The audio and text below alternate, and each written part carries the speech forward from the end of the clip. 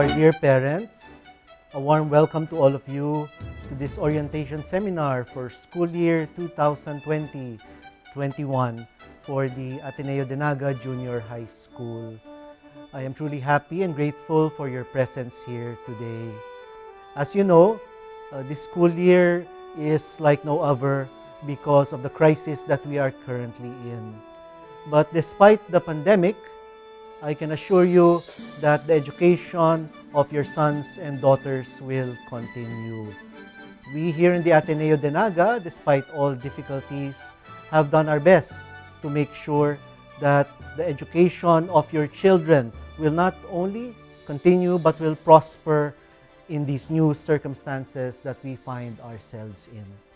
For this school year, the thrust of our education is summarized in that term, AteNEO normal.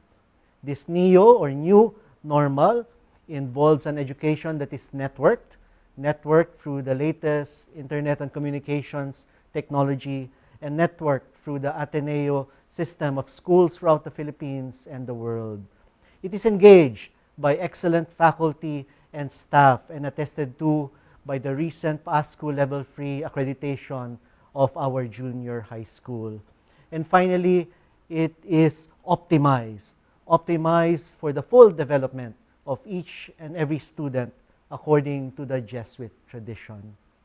And so, our dear parents, I am truly grateful for your presence here today, and we pray that in this school year, with your help and cooperation, we can truly rise above this crisis and that your children will enjoy the best education possible.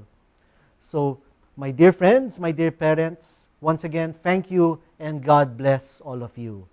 Diyos mabalus po.